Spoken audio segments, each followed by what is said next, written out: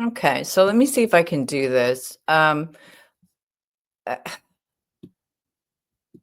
my efforts to contact and get interviews with um, Nick McCleland, um, Holman.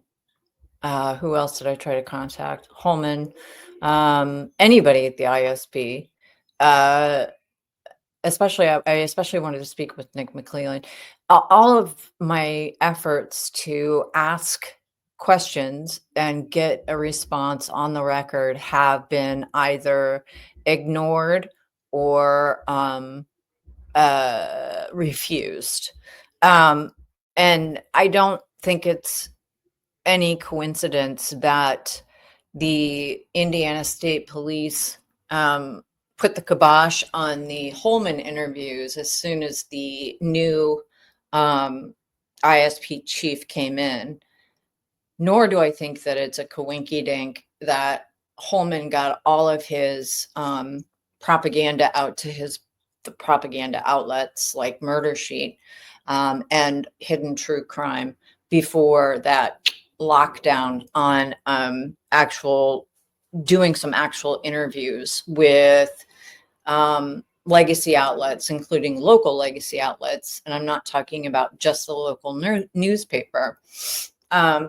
So I've been thinking about this for a while, and what bothers me so much about the situation with Murder Sheet, specifically Hidden True Crime, is neither here nor there.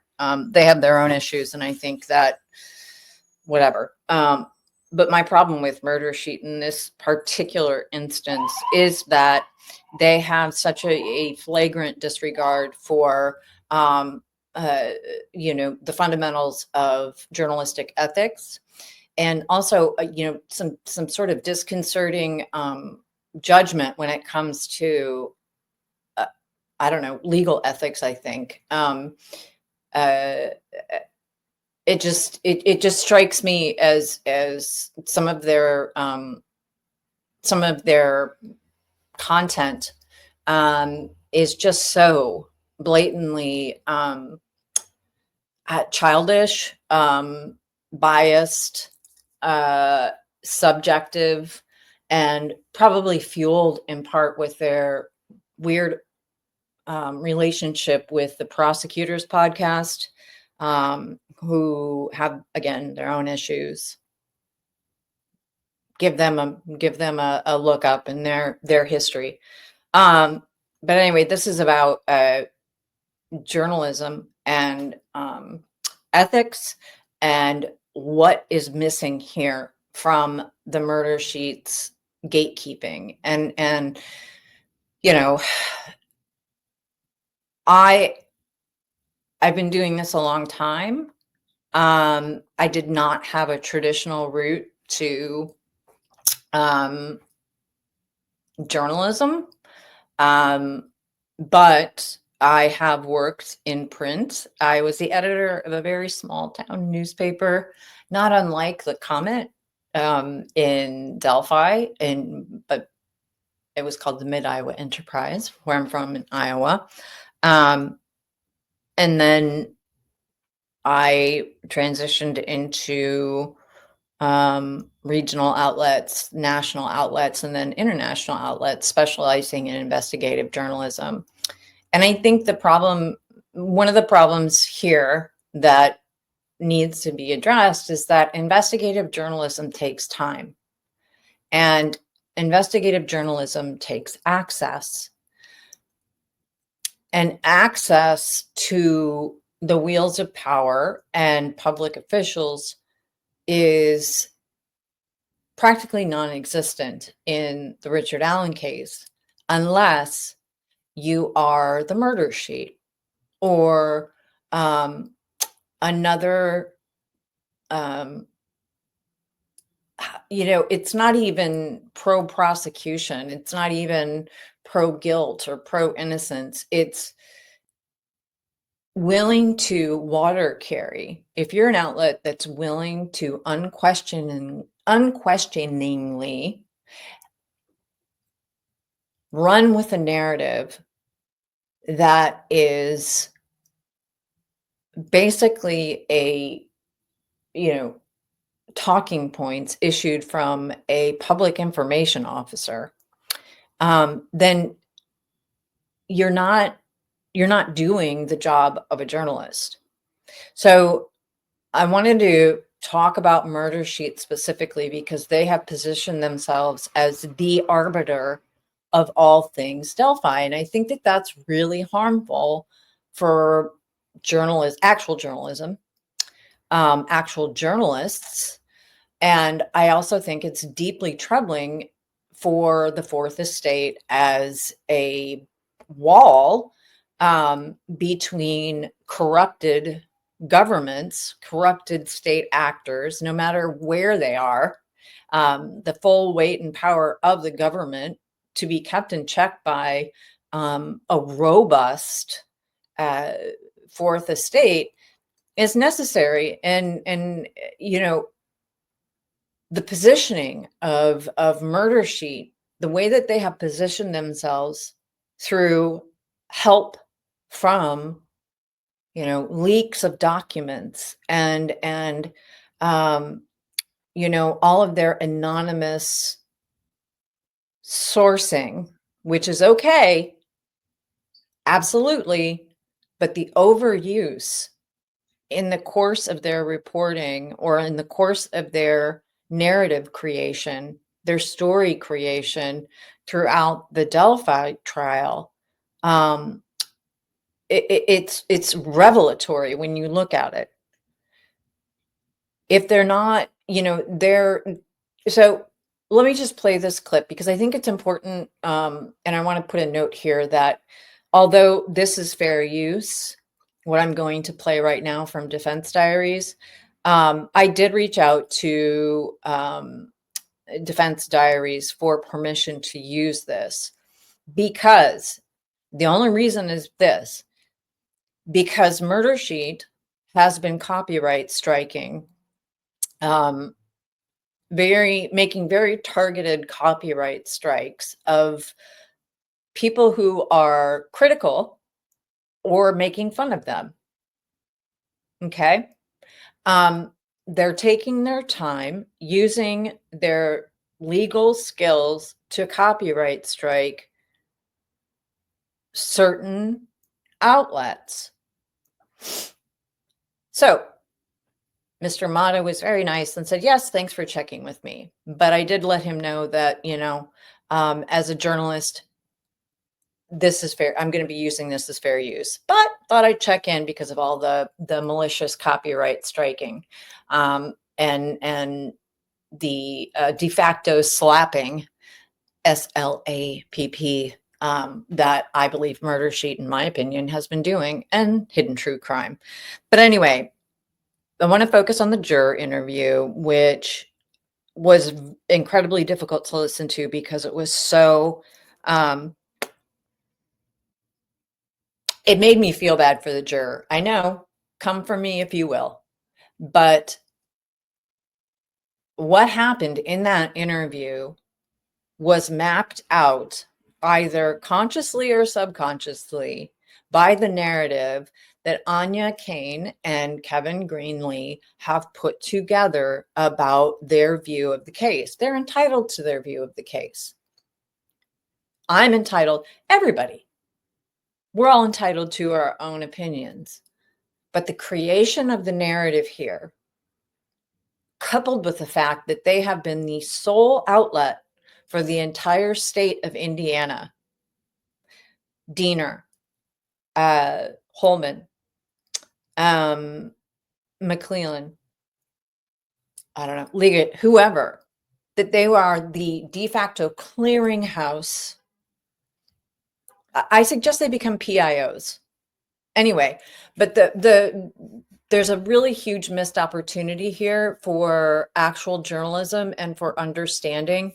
And the thing is that when I talk about the Richard Allen case, understand that this could be any case, anywhere. And I do recognize too that people of color are disproportionately targeted. And I do recognize that that what I'm talking about right now doesn't address the disproportionate targeting statistically of Black and brown people. But for the purposes here, this is Richard Allen, and it's the confluence of a really, really inept media landscape in Indiana. Hear me out. A very inept approach to reporting on this case from the beginning, in deference to the families, which I understand. But that deference to the families and to law enforcement from the beginning set the stage for Murder Sheet and others to make great hay from the proceeding that is, it's like the most solemn proceeding, right? It's a murder trial. And setting aside, because we have to, for the purposes of this little short here, we have to set aside our feelings about, my feelings about the murder of 2 little girls. I mean, it's like, have to set that aside and be very objectively view the situation for what it is. And I believe, reading the documentation, reading and listening to the prosecution, and just some really unconvincing narratives from the state, there was a real injustice here. And I'm not even talking about the outcome of the trial per se.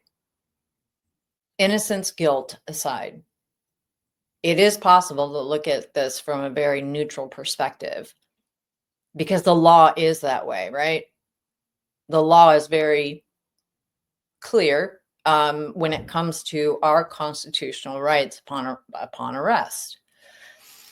And so that's the problem with these kind of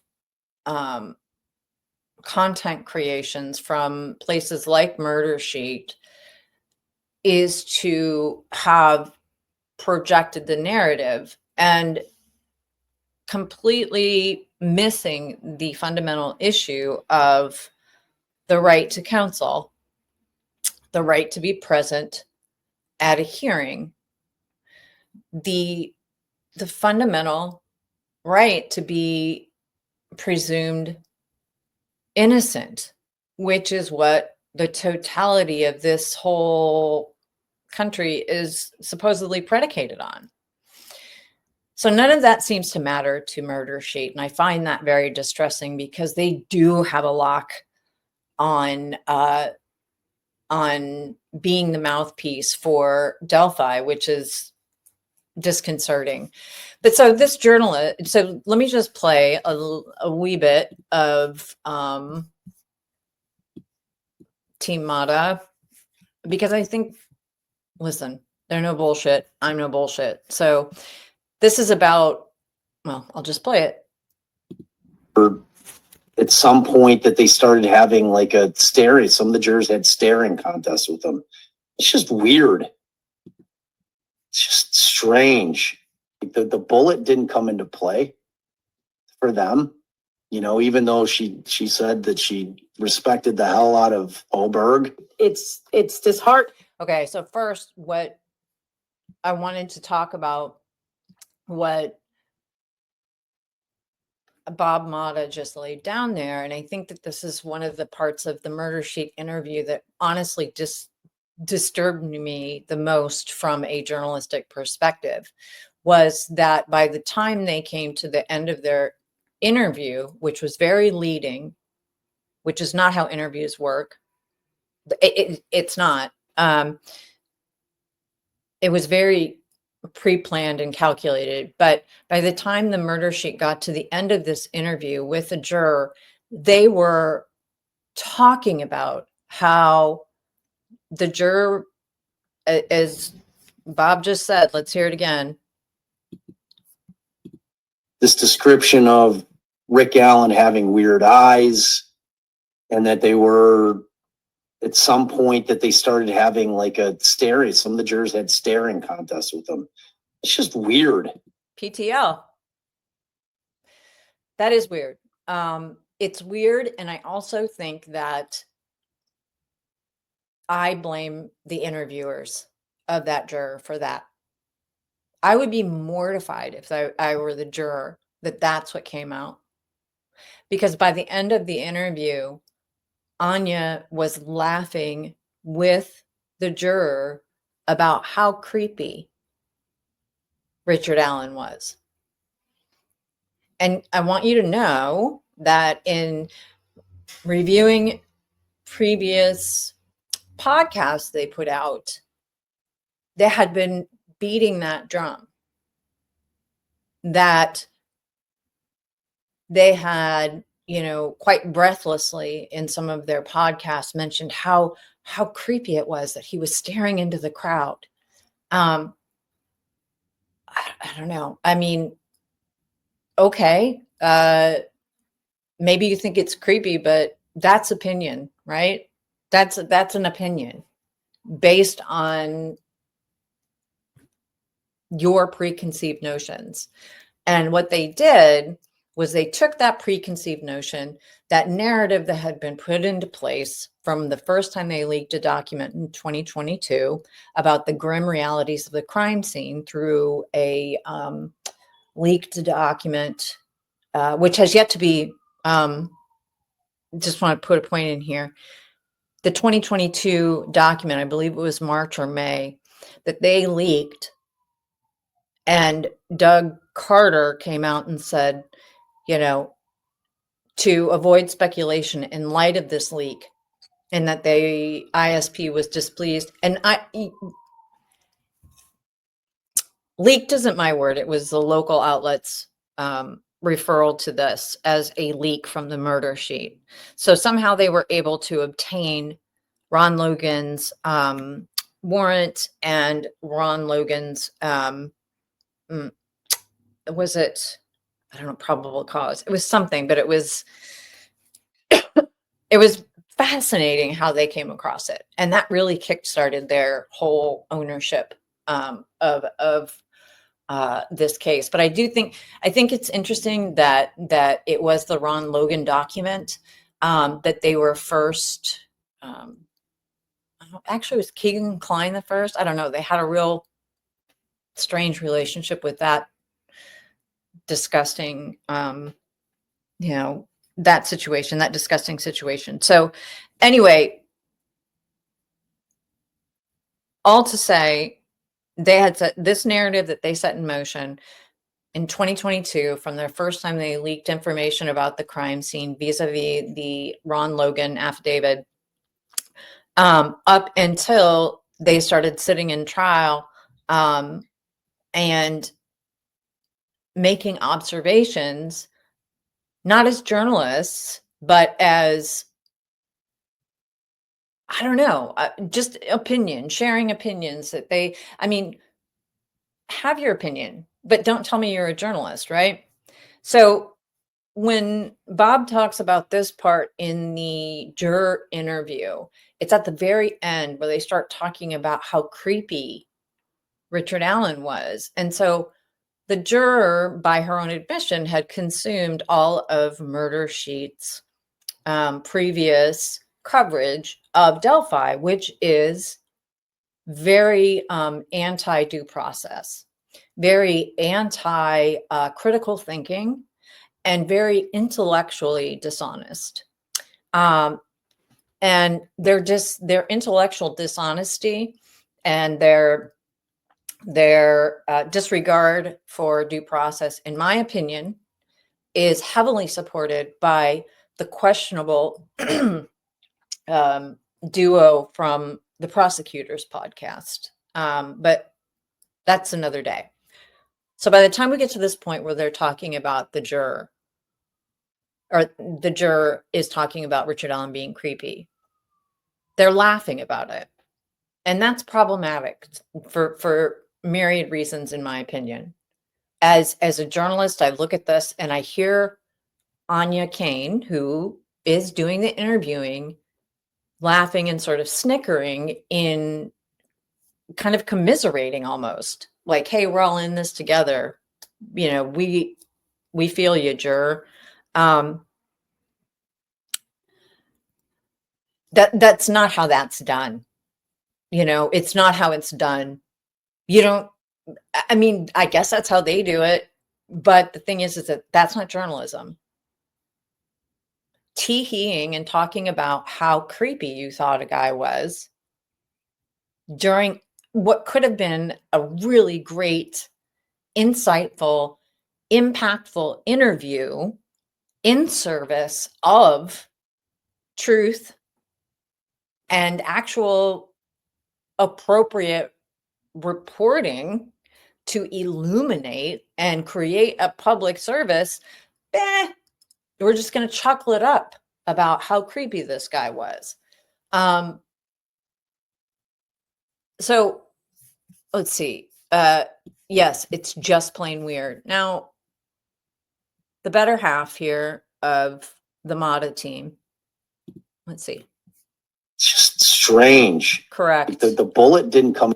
Okay. She said that it's disheartening because I kind of felt like with everything that happened over the last, I don't know, maybe 8 years or 6 years, that no matter, again, on which side you're looking at this, there are people who felt that, you know, presidents were wrongfully accused, and, you know, people who felt, you know, you just saw state actors doing things, again, from every different perspective that you could look at it, doing things wrong and aren't trustworthy and have agendas. And I just thought that was going to translate into jurors being harder on the prosecution, on the state, on the government, giving defendants more of the benefit of the doubt.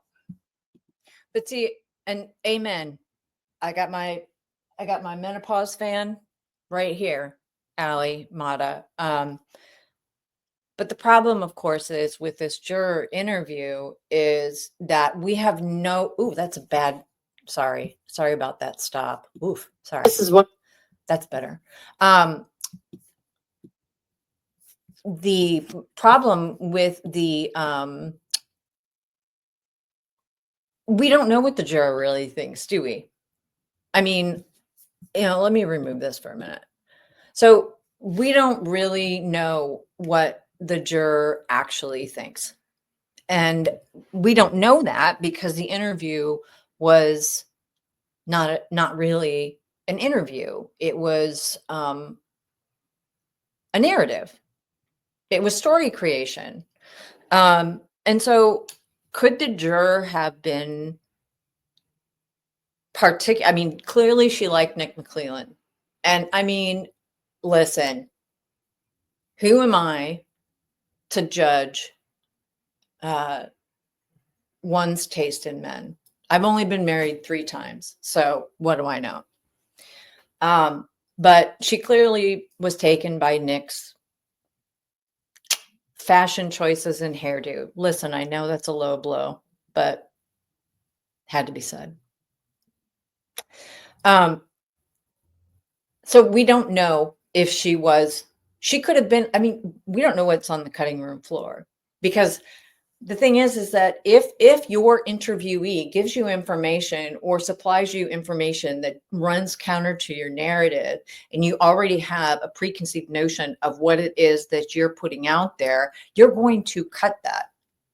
You're going to cut that, and then you're going to copyright strike people who call you out on it. And that's not journalism. You know, the thing is that if you do good work, if you are ethical in how you comport your business, if you are open and transparent about what your agenda is, then people should be able to use your content in a fair use way. So, you know, Anyway, but to Ali Mata's point here is that she says, you know, she would have hoped that jurors at this point would be more critical of the state and be more grounded in you know, defendants' innocence prior to conviction.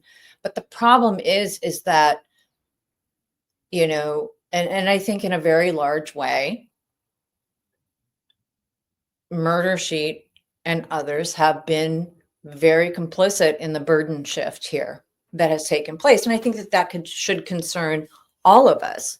The burden shift that has taken place where a juror can work backwards from guilt, the presumption of guilt, and try to sort out how, well, you know, at one point she said something about, well, there wasn't anybody else to choose from, right? There wasn't anybody else but Richard Allen. And that, a couple of things on that score. First of all, that's not the job, right? That's not the job. That's a presumption of guilt working back towards, is this guy innocent? And it certainly doesn't take into account reasonable doubt. But the other part of that is that at that point in the interview, I would have stopped and said, wait a minute, I want you to clarify for me that, because you realize that that the defense was not allowed to present the evidence that it had in its possession in discovery to you. Would that have been a valuable source of information? Would it have helped you to have seen the evidence that the state of Indiana successfully lobbied to keep from you, the decider of facts? Does that bother you in any way? And then take it from there. But instead it was sort of like, oh, well, there was, you know, we knew there was going to be somebody else because of the question in the questionnaire. Whatever. They totally fumbled that, because that was a great opportunity to you know, to the Mata's point here, is to ask questions about, well, God damn it, it's another wambulance. We live right around this corner from firefighters. Anyway, what the fuck was I talking about? Maybe I need more coffee. It's Abe.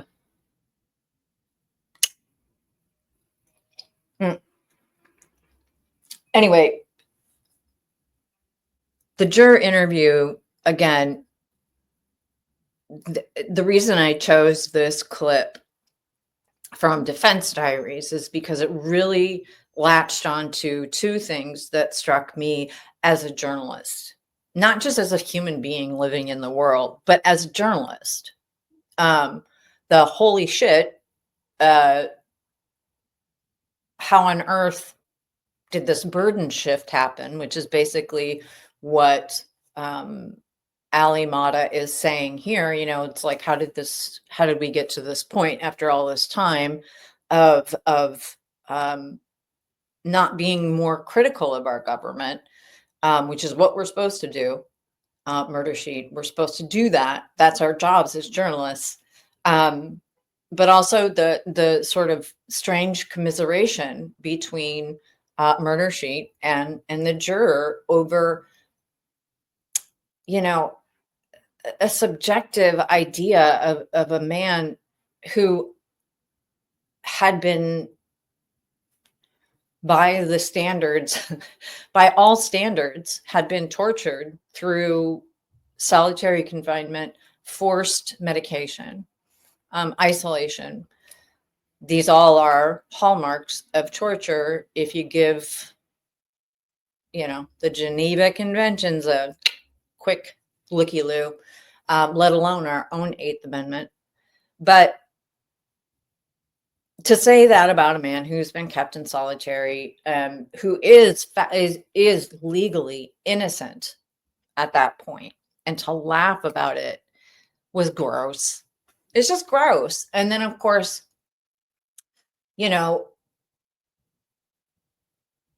we gain nothing from that interview. And I do feel bad for the juror because we don't know what may have actually been her thought process, because very clearly she had consumed all of their narrative.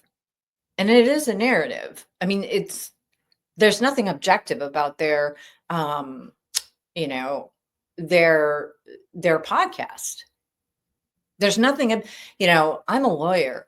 I'm a journalist. Who gives a shit? You're not doing it right. The lawyer thing, I don't fucking know. I'm not a lawyer, but I am a journalist. And here's what I can tell you. You're not doing it right. And and you're costing at the cost of the fundamental bedrock of American society. I mean, it sounds grandiose, but shit, man. If I go out and get arrested tomorrow and I'm run off to the clink and I don't have access to counsel, I don't have the presumption of innocence, shit, what are we? So when you hear unserious creators out there and see the trajectory of how this case rolled out and who had all of the information that was being provided to the public, the leaks, the Keegan Klein, the sort of scattergun approach to talking about everything except the rights of Americans, the rights of human beings in the United States to be presumed innocent before trial. To me, that's the story. The story is not, you not sending money to Keegan Klein or you obtaining these documents that were not supposed to be put out on the public server, and yet you chose to share all of them. Murder Sheet has done a disservice, and I'm sick of it, because this is about an injustice to the Constitution of the United States.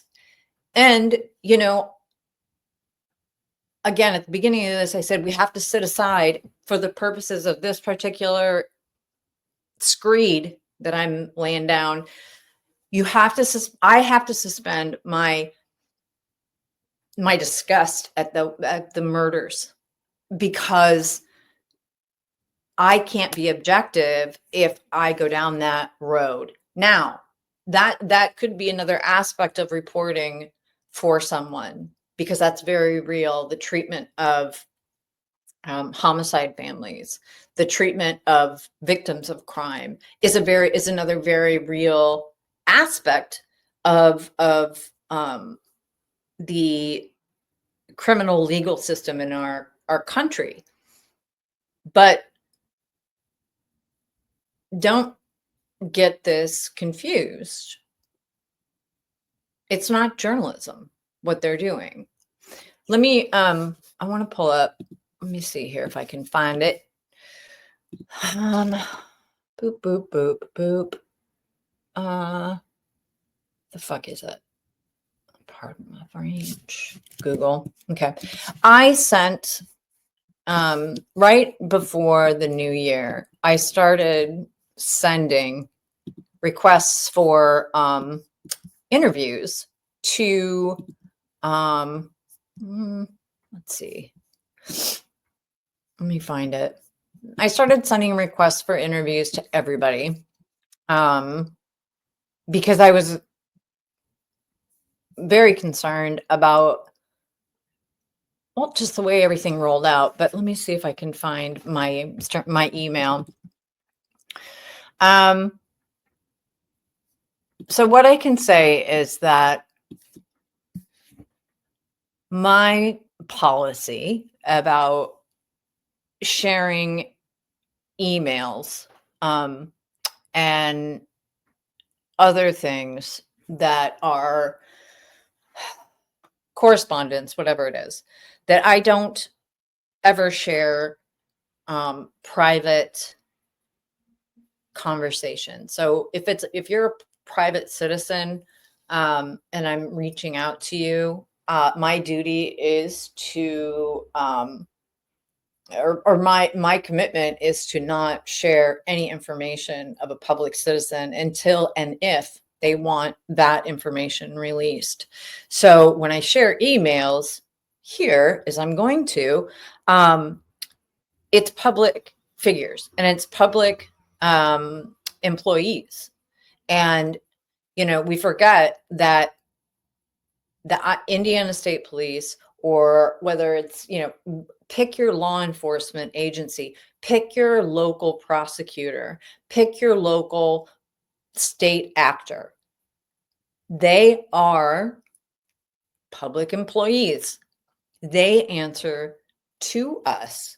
And so when I share emails that I've sent or interacted with any public officials in Indiana, I do that because they are public officials. And I also do it because technically under the Freedom of Information Act, you can access emails.